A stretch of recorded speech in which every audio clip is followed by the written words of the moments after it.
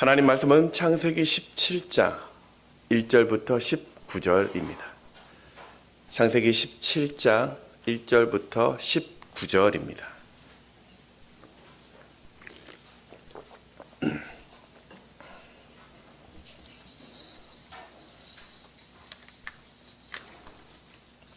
교독하겠습니다.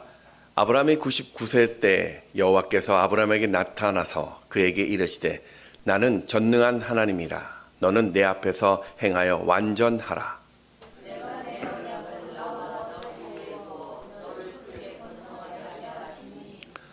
아브라함이 엎드렸더니 하나님이 또 그에게 말씀하여 이르시되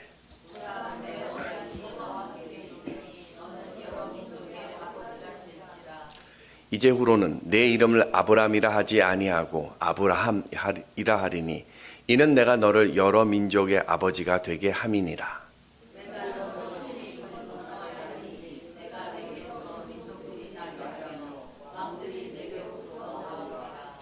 내가 내 언약을 나와 너 및 내 대대 후손 사이에 세워서 영원한 언약을 삼고 너와 내 후손의 하나님이 되리라.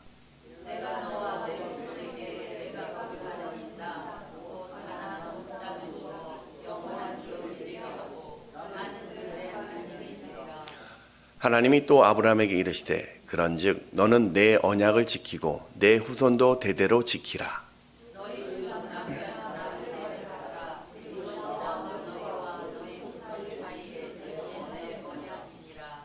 너희는 포피를 베어라. 이것이 너와 너희 사이의 언약의 표징이니라.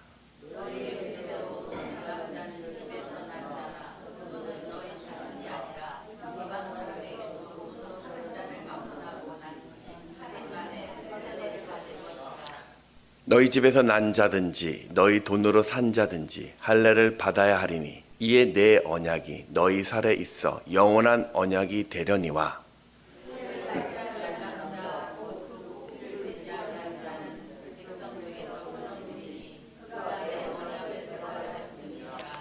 하나님이 또 아브라함에게 이르시되 내 아내 사레는 이름을 사레라 하지 말고 사라라 하라.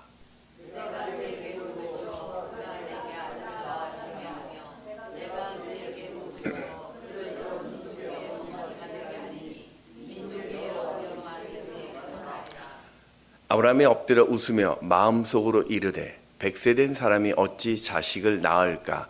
사라는 90세니 어찌 출산하리요 하고.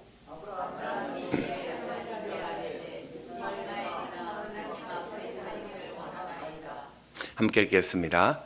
하나님이 이르시되 아니라 내 아내 사라가 내게 아들을 낳으리니 이는 그 이름을 이삭이라 하라.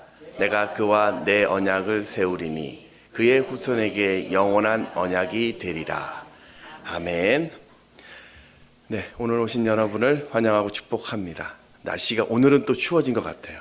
근데 조금만 버티면 이번 달만 버티면 또 따뜻한 3월의 봄 기운이 아마 몰려올 것 같습니다. 자, 우리 옆에 계신 분들과 그 봄을 소망하면서 이렇게 한번 인사했으면 좋겠습니다. 하나님이 당신을 돕습니다.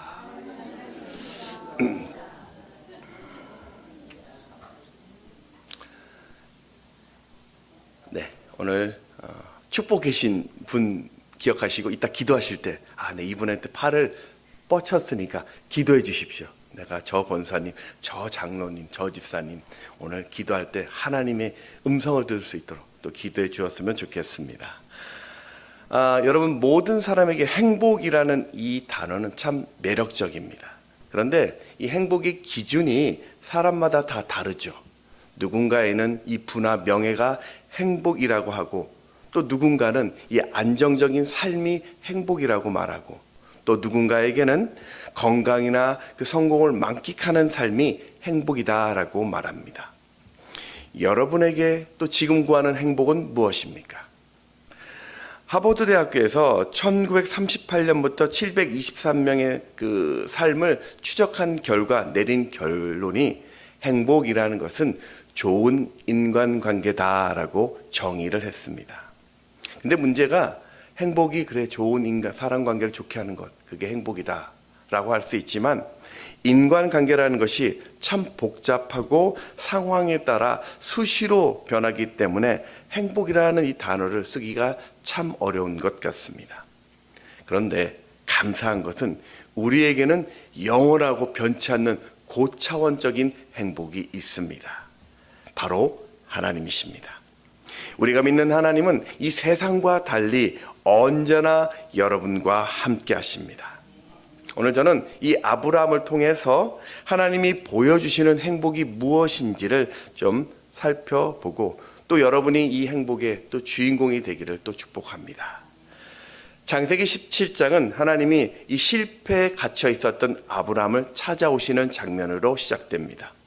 그때 아브라함의 나이가 99세였습니다. 지금 이 본문이 왜 중요하냐면 하나님은 이전 그 16장에 보면은 13년 만에 하나님이 처음 이 아브라함을 찾아오신 시간이었습니다. 여러분, 우상의 도시에서 새로운 민족으로 삼겠다고 아브라함을 콕 찍어서 선택해서 이곳에 데려왔고 약속의 땅이라면서 이곳으로 인도했는데 왜 13년 동안 하나님을 외면하고 계셨을까요? 이건 전적인 아브라함의 책임입니다. 이 창세기 16장에 보면 아브라함은 하나님이 너에게 아들을 주겠다라는 약속을 믿지 못했습니다. 그래서 사라의 여종이었던 이 하갈을 통해서 86세 때 이스마엘을 낳습니다. 창세기 16장 15절을 같이 읽을까요? 시작. 하갈이 아브라함의 아들을 낳음에 아브라함이 하갈이 낳은 그 아들을 이름하여 이스마엘이라 하였더라. 이건 하나님의 계획이 아니었습니다. 이스마엘은 하나님의 약속된 자녀가 아니었습니다. 그래서 그렇게 13년을 침묵하셨고 99세에 다시 오십니다. 오늘 1절을 보면 아브라함이 99세 때에 여호와께서 아브라함에게 나타나서 그에게 이르시되 나는 전능한 하나님이라 너는 내 앞에서 행하여 완전하라. 됐든 하나님이 자신을 소개하는데 전능하신 하나님이다 라고 말씀합니다. 여러분, 하나님은 이전 성경을 보면 아브라함에게 자신이 전능하심을 소개한 적이 한 번도 없습니다. 오늘 본문이 처음 소개하는 장면입니다. 그러니까 오늘 이 본문은 하나님의 전능하심을 나타내는 사건입니다. 이 전능하심 때문에 13년이라는 시간이 필요했던 것입니다. 하나님은 99세 된 이 아브라함에게 이스마엘 대신에 내년에 드디어 약속의 아들을 낳게 될 것이라고 말씀합니다. 여러분, 99세의 아브라함, 이 99세라는 나이가 아브라함에게는 어떤 의미일까요? 아브라함에게 99세는 더 이상 아이를 낳을 수 없는 절대 불가능한 시간입니다. 인생의 가장 무능한 시간이 99세입니다. 그래서 웃습니다. 17절 말씀을 같이 읽습니다. 시작. 엎드려 웃으며 마음속으로 이르되 100세 된 사람이 어찌 자식을 낳을까? 사라는 90세니 어찌 출산하리요 하고. 아니, 모든 것이 다 끝났는데 무슨 아이입니까? 내가 그렇게 애를 써도 안 되던데 이게 무슨 황당한 어떤 말씀입니까? 지금 하나님 저 지금 놀리시는 거죠. 이렇게 아브라함의 웃음은 황당한 웃음이었고 무능한 웃음이었고 절망의 웃음이었습니다. 근데 하나님은 그런 아브라함에게 내 앞에서 행하여 완전하라라고 말씀을 하죠. 완전하라라는 뜻이 원어로 타임이라는 뜻인데요. 부족함이 없다, 또 흠이 없다, 결격 사유가 없다라는 뜻입니다. 아브라함의 지난 13년간의 삶이 불완전했고 흠이 있었는데 하나님은 지금 너희의 믿음의 행동으로 그 행함으로 절망에 갇힌 그에게 완전케 하시는 하나님의 명령입니다. 그럼 아브라함에게 요구한 완전한 믿음의 행동이 무엇입니까? 바로 부부의 이름을 바꾸는 것입니다. 우리 5절 말씀 같이 읽어볼까요? 시작. 이제부로는 이는 내가 너를 아버지가 되게 함이니라. 15절 말씀도 같이 했습니다. 시작. 하나님이 또 아브라함에게 이르시되 내 아내 사레는 이름을 사르라 하지 말고 사라라 하라.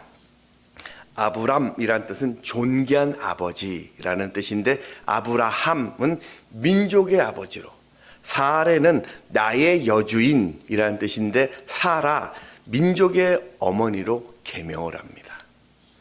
여러분, 하나님이 지금 아브라함의 그 모든 어리석음을 다 용서하시고 그 절망에서 건져내어 큰 행복을 약속하시면서 이름을 바꾸어주는 이 장면, 얼마나 좋은 시간입니까? 내가 갑자기 민족의 아버지가 되고 민족의 어머니가 된다라고 하니 이게 얼마나 큰 축복입니까? 그런데 잠깐만 그 현실을 좀 들어가 보겠습니다. 지금 아브람과 사라의 현실은 더 이상 자녀를 생산할 수 없습니다. 자식이라곤 사라의 몸종이었던 하갈을 통해서 얻은 13살짜리 아들 하나가 전부였습니다. 그래서 아브라함은 자신의 종이었던 이방 사람 엘리에셀을 상속자로 삼으려고 했습니다. 여러분, 조금이라도 가능성이 있다라면 그게 칭찬이고 격려일 텐데, 전혀 이룰 수 없는 현실이라면 그건 과장이고 모욕된 언사일 것입니다. 자녀 생산이 끊어진 상황인데, 불가능한 상황인데 민족의 아버지라고 민족의 어머니라고 부른다면 듣는 사람도 불편하고 부르는 사람도 난감할 것입니다. 자녀 때문에 평생 한이 맺힌 사람들인데, 다 끝났다고 상처를 묻고 사는 사람들인데, 그걸 날마다 끄집어내서 민족의 아버지, 민족의 어머니로 조롱한다라면 이 아브람, 사라라는 이름이 얼마나 사람을 주눅들게 만들까요? 그렇게 보면 하나님이 아브람에 주셨던 이 어떤 이름을 바꾸는 계명은 축복이 아니라 어쩌면 고난일 수 있습니다. 도대체 하나님은 이 99세 이전에 좀 오셔서 좀 가능성 있을 때 이런 말씀을 주시지 않고 왜 모든 것이 끝난 이루어질 수 없는 이 시간에 와서 이런 황당한 이름을 주고 있을까요? 오늘 저는 두 가지 그 이유를 살펴보고자 합니다. 첫 번째, 행복은 내 입으로 고백하는 것으로부터 시작이 됩니다. 지금 아브라함은 벌써 하나님 앞에서 세 번째 실패 시간을 가졌습니다. 먼저는 가나안에서 기근을 만났을 때 그 약속의 땅을 떠나서 애굽으로 내려가죠. 이건 하나님의 약속의 시간이 아니었습니다. 창세기 12장 10절에 보면 그 땅에 기근이 들었으므로 아브라함이 애굽에 거류하려고 그리로 내려갔으니 이는 그 땅에 기근이 심하였습니다.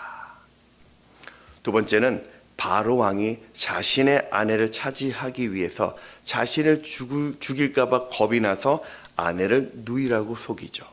우리 12절부터 13절 상반절까지 읽어볼까요? 시작. 애국 사람이 그대를 볼 때 아내라 나는 죽이고 그대는 살리리니 원하건대 그대는 나의 누이라 하라. 그리고 약속을 기다리지 못하고 여종 하갈을 통해서 이스마엘을 낳는 실패를 겪습니다. 그런 실패의 자리에서 또 절망에 갇힌 아브라함에게 가장 먼저 하신 일이 그 이름을 바꿉니다. 여러분, 이름을 바꾼다라는 이 말은 내 입의 언어를 바꾸겠다라는 것입니다.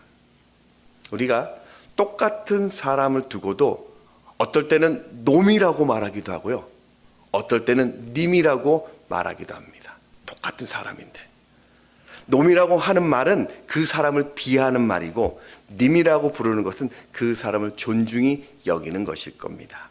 그러니까 우리는 이 말을 통해서 그 사람이 그렇게 되길 원하는 그 마음이 담겨져 있는 것입니다. 나는 너의 삶이 놈이 되길 원한다. 나는 너의 삶이 님이 되길 원한다. 여러분, 중요한 것은 내 말을 하나님이 다 듣고 행하신다는 것입니다. 우리 민수기 14장 28절 말씀 같이 읽습니다. 시작.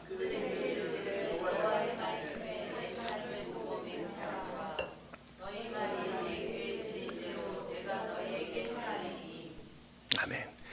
그래서 이 민수기 14장의 말씀은요, 이게 축복의 말씀 같지만요, 사실은 심판의 말씀이 되기도 합니다.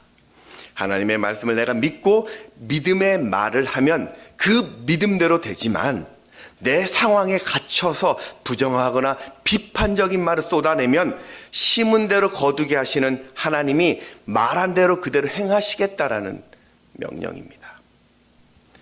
그래서 하나님은 아브라함이 존귀한 아버지로 끝나는 인생이 아니라 민족의 아버지로 살도록 그 언어를 바꾸십니다. 여러분, 없는 가운데서도 믿음의 말을 선포할 때 있게 하시는 그 기적을 보여주시려고, 절망 가운데서도 믿음의 말을 선포할 때 환경을 조정하시는 그 하나님을 만나게 하시려고, 아픔 가운데서도 믿음의 말을 선포할 때 치유하시는 그 하나님을 경험케 하시려고요. 여러분, 이게 가능할까요? 네, 가능합니다. 왜냐하면 여러분이 믿는 하나님이 오늘 말씀하시는 것처럼 전능하신 하나님이시기 때문입니다. 여러분, 하나님은 말의 능력이 있으신 분이십니다. 하나님은 말씀의 하나님이십니다. 이 말씀 하나로 세상을, 천지를 창조하셨고 말씀으로 다 이루셨습니다. 그리고 오늘 우리의 그 말을 듣고 계십니다. 종종 우리가 오해하는 것 중에 하나가, 뭐 이름 하나 바뀐다고 뭐 달라지겠어, 그렇게 생각하는데요, 하나님은 내가 그 이름을 부르는 것을 순종으로 보시고 그 순종에 은혜를 주시는 것입니다. 그러니 오늘 우리의 입술이 달라져야 합니다. 에베소서 5장 3절 말씀 같이 읽습니다. 시작. 음행과 온갖 더러운 것과 탐욕은 너희 중에서 그 이름조차도 부르지 말라. 이는 성도에게 마땅한 바니라. 여러분 한번 돌이켜 보십시오. 오늘 내가 가장 많이 쓰고 있는 그 말이 무엇입니까? 한번 생각해 보십시오. 없어서 안 돼. 바빠서 못해. 아파서 못해. 여러분, 이런 언어가 전능하신 하나님을 만날 기회를요, 포기하게 만듭니다. 망하겠다면 망하죠. 안 되겠다면 안 됩니다. 힘드네 하면 힘들어집니다. 이런 말이 내 삶의 기적을 보지 못하게 하는 것입니다. 그러니 오늘 우리의 입술을 믿음의 언어로 바꾸십시오. 현실의 절망을 부르지 마시고 하나님이 내게 주실 그 행복을 바라보며 노래하십시오. 못한다라는 그 말을 멈추시고 하나님이 승리케 하실 것이라고 말하십시오. 안 된다는 그 말을 그치시고요, 하나님 안에 방법 있다라고 말하십시오. 망할 것 같을 때 하나님은 전능하신다라고 선포하십시오. 그렇게 오늘 내 언어를 통해서 세상이 변화되는 그 능력을 보고 행복을 꿈꾸는 여러분 되시기를 주의 이름으로 축원합니다. 그런가 하면 두 번째는, 행복은 받을 때까지 고백하는 것입니다. 아브라함이 이 바뀐 그 이름을 들었을 때 참 얼마나 부끄럽고 난감했을까요? 그런데 묘한 것이요, 내게 주신 그 이름을 한 번, 두 번 듣다 보니까 내 안에 기대가 생깁니다. 누군가가 그 내 이름을 부를 때마다, 저거 하나님 내게 주신 이름이야. 저거 하나님 내게 주신 약속이야. 하나님이 내 자녀를 많게 해준다고 하셨으니 어쩌겠냐. 내가 믿어야지. 전능하신 하나님이신데 내가 그분을 바라봐야지. 그렇게 기대감이 생깁니다. 그런 기대감이 생기면 그때부터 우리가 뭘 하게 되냐면요, 그래 내가 다시 한번 기도해 봐야지. 포기하지 말고 내가 조금만 더 기다려 봐야지. 이 답답함 뒤에 분명히 뭔가가 있을 것이야. 그러니 내가 지금 하나님을 바라봐야지. 그렇게 인생의 목표가 생기기 시작합니다. 그렇습니다, 여러분. 하나님을 향한 목표가 생기는 것, 그러면 똑같은 상황이라도 환경이 달라져 보입니다. 다음 주가 지나면 설 명절이죠. 이번 설 명절에 여러분 어떤 계획을 갖고 계십니까?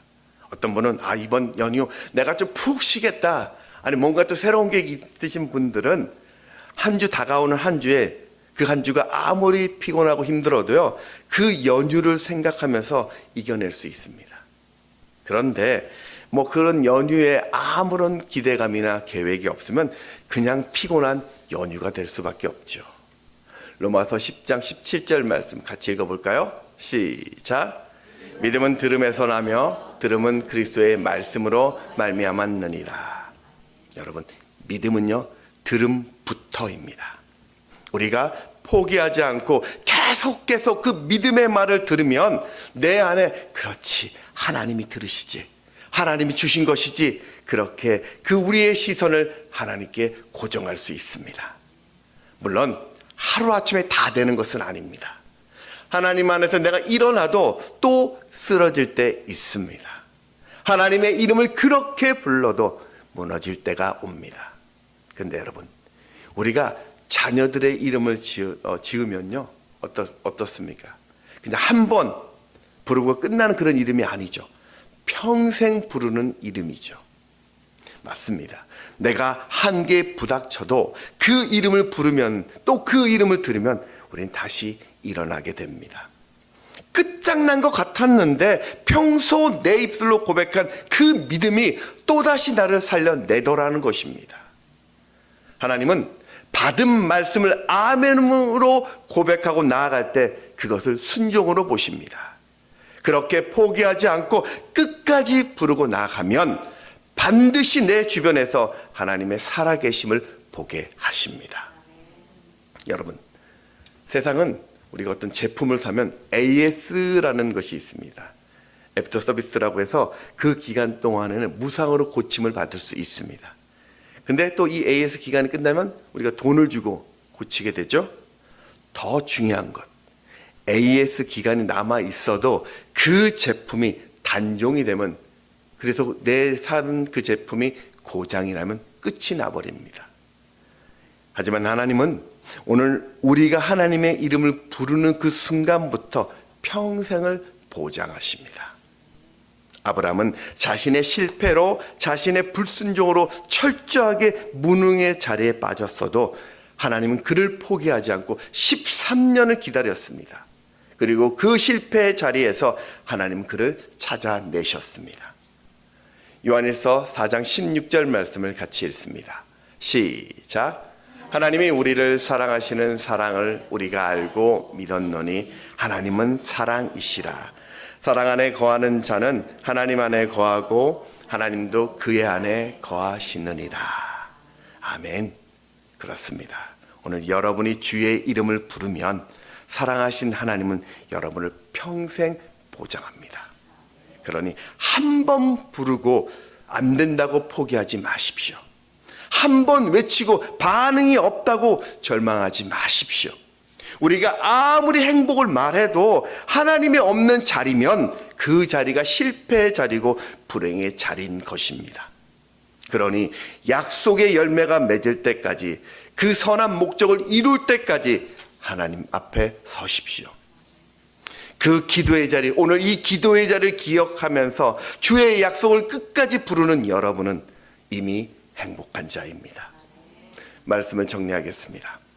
여러분, 믿음의 사람이면 하나님이 주신 그 말씀을 오늘 내 입술로 선포하면서 절망을 소망으로 바꾸는 행복을 꿈꾸는 사람들입니다.